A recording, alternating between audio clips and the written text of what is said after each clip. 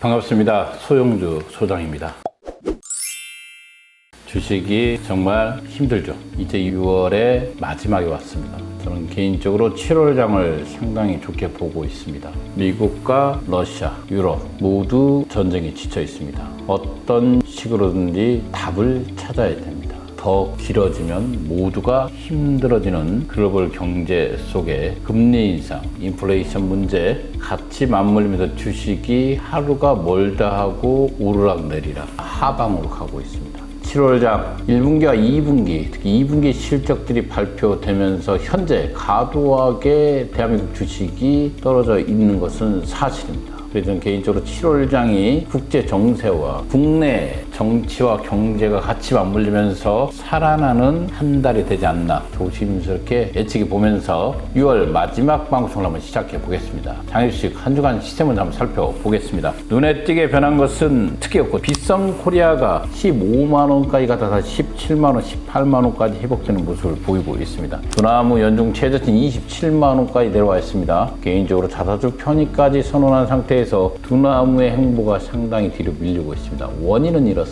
증권보로스 비상장, 서울거래소 비상장이 7월 1일부터 상기 종목들 거래가 정지된다는 거 아니겠습니까? 기본적으로 상장된 회사의 준하는 등록 조건을 갖추고 혜택은 전혀 없는 상태에서 누가 등록을 하겠습니까? 이런 상태에서 개인들이 혹시나 거래 정지라는 말에 놀라고 있는 것 같습니다. 그러나 절대 놀라지 마십시오. 서울거래소 비상장, 증권보로스 비상장에는 조만간 개인 간의 거래 사이트가 나올 가능성도 있고 현재 사설 사이트인 38 커뮤니케이션이라든가 피스타 이런 증권플러스와 서울거래소 비상장을 제외한 곳에서 언제든지 여러분들 구입한 주식을 매수할 수 있다는 것을 알아주시기 바라겠습니다. 비바 리퍼블리카 이 토스죠. 토스가 아마 이 대표님께서 상장 여부를 아마 3년 후를 생각한다는 말을 한 것 같습니다. 주식이 연일 폭락하고 있습니다. 또한 이 안에 들어왔던 전문 인력들까지 들썩거리고 있는 것 같습니다. 좀 더 일찍 상장을 가는 것도 좋은데 시기적으로 현재 토스의 주가의 기업 가치가 연일 하락하고 있는 상태에서 상장하기는 무리인 것 같습니다.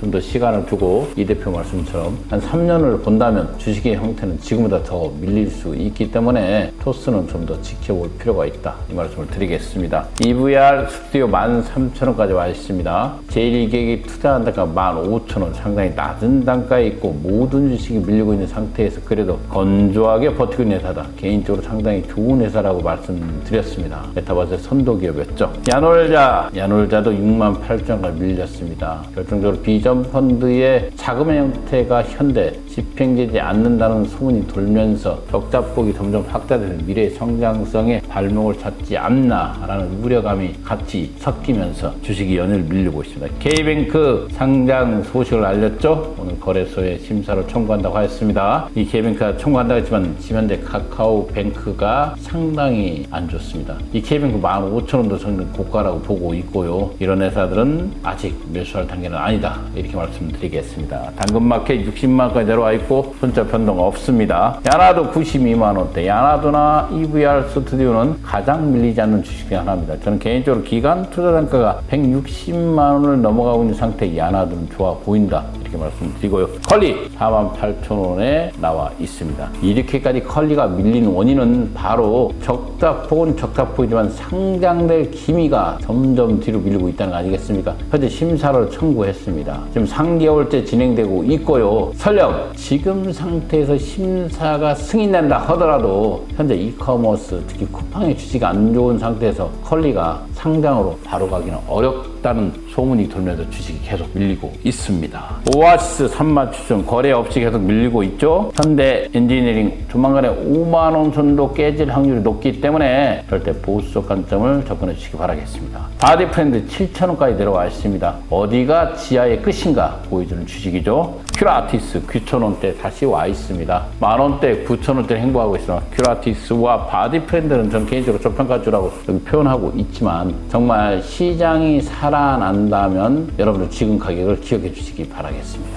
단중에는 소식들이 상당히 많았습니다. 특히 이제 비상장 주식의 거래 형태가 특히나 서울거래소 비상장, 싱가포르 비상장 이 두 곳에서 등록 기준을 준하지 못한 기업들은 거래가 정지되는 7월 1일이 다가오면서 혼돈스럽습니다. 개인 여러분 놀라지 마십시오. 장외 주식 거래 플랫폼 이 두 군데만 있는 게 아니라 개인 간의 거래가 가장 활발한 38 커뮤니케이션 피스탁이 있습니다. 아마 싱가포르 비상장과 서울거래소 비상장도 개인 간의 거래 사이트를 오픈할 가능성이 있습니다. 이유는 38 커뮤니케이션이 거래되는데 굳이요 서울거래소 비상장이 갖고 있는 거래 형태를 중지시키겠습니까? 개인 간의 간섭 없이 개인 간의 거래 형태를 유지한다면 충분히 오픈할 수 있는 건 아니겠습니까? 그래서 현재 저는 개인적으로 개인을 보호하기 위해서 나와 있는 이 금융위의 결정이 한편 개인들을 다시 정글 속으로 밀어넣고 있다. 주식이 먼저인가 돈이 먼저인가의 싸움은 시작된 것이고 또다시 주식의 거래 형태로 인해서 사기가 발생될 확률이 높기 때문에 자기 계좌에 돈을 넣고 자기 계좌에서 주식을 받는 이런 형태의 안전거래가 멈춘다는 것이 조금 아쉽다. 이 말씀을 전해드리겠습니다. 비와르 플리카 앞서 말했지만 토스가 증시 유축의 IPO 유축 대표가 3년 이후에나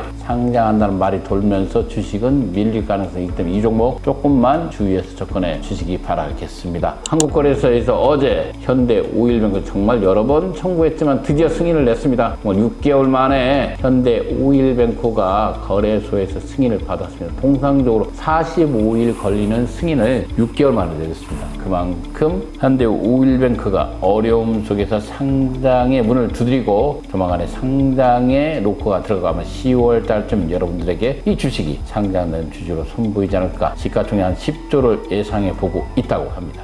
K뱅크가 앞서 말한 대로 IPO 시동을 걸었습니다. 30일 날 심사를 청구했죠. 이런 상태에서 지금 인터넷 뱅킹의 형태들을 볼 필요가 있습니다. K뱅크, 토스뱅크, 카카오뱅크 대표적인 회사들이죠. 대표적인 회사 중에서 카카오뱅크가 상장되고 한때는 10만 원이 넘어갔던 주식이지만 이제 3만 원대 머물러 있죠. 이런 상태에서 과연 K뱅크가 섣불리 심사를 청구하고 좀 더 빨리 가자고 하는 이유는 아마 올해보다 내년보다 내후년의 시장을 장담할 수 없기 때문에 상장을 먼저 치고 들어가는 그런 느낌을 받는다는 것은 아이러니 아니겠습니까? 장이 좋을 때 가는 것이 원칙인데 일단 K뱅크가 서두르는 모습을 보이고 있습니다. 이 주식 15,000원도 비싸다고 말씀드리겠습니다. 컬리 장외 시장에서 계속 폭락하게 연속을 하고 있습니다. 유니콘 평가가 이전 같지 않습니다. 새벽 배송의 신호탄이었죠. 1호였죠. 기업 컬리가 IPO 심사 결과가 오리무중이다. 이때 던지면 3개월이 넘어가고 있는데 아직까지 오리무중이다.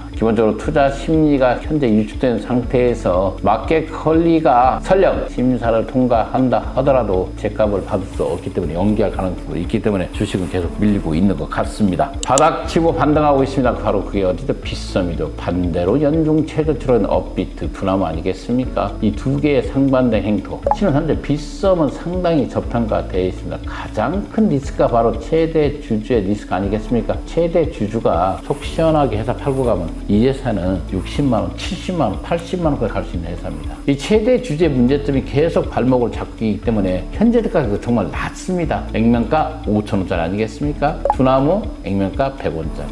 이런 상황에서 액면가 100원짜리도 못하는 가격 17만 원에 있다는 것은 정말로 헐값의 주식이 있기 때문에 빗썸코리아 여러분들 한번 공부해 보시기 바라겠습니다. 주가의 추이가 나와 있네요. 현재 이게 어느 기사에 나와 있는 건데 2월 29일 기사거리인데 개인적으로 이렇게까지는 가지 않습니다. 28만 원까지 빗썸이 가지 않고 한 17만 원 선에서 20만 원 행보하고 있고요. 두나무는 현재 다사적 편입하고 난 이후로 계속 밀리면서 연중 최저치 25만 원까지 가 있다는 건 사실입니다. 그래서 여러분들 저는 개인적으로 가상자산 관련들이 상당히 낙폭이 크다는 건 사실입니다. 이럴 때 좀 더 신중하게 가상자산 관련주를 공부해 보시면 과도하게 떨어져 있구나. 이런 주식들은 장이 상승할 때 가장 먼저 상승할 수 있기 때문에 공격적으로 회사를 분석해도 된다. 이렇게 말씀드리겠습니다. 여러분들 장외 주식 거래 플랫폼 거래 종목들이 속출할 겁니다. 현재 전체 거래수에서 5%도 남지 않을 것입니다. 앞서 말한 대로 거래를 하기 위해서 여러 가지 조건들을 말을 하고 있습니다. 그러나 상장에 준하는 조건을 받으면서 상장의 혜택은 전혀 없기 때문에 기업들이 승인할 이유는 전혀 없을 겁니다. 그래서 전체 거래의 5%만 거래될 것입니다. 이럴 때 개인들은 답답합니다. 안전거래 형태를 유지했던 서울거래소 비상장과 증권프로도 비상장이 거래 중지가 되면서 이제는 다시 정글의 숲으로 개인들을 몰아가고 있는 형국입니다. 여러분들 사설 사이트에 거래할 때 이거 하나만 기억해주세요. 주식을 받고 돈을 준다. 이것만 기억해도 여러분들의 사고는 예방할 수 있습니다.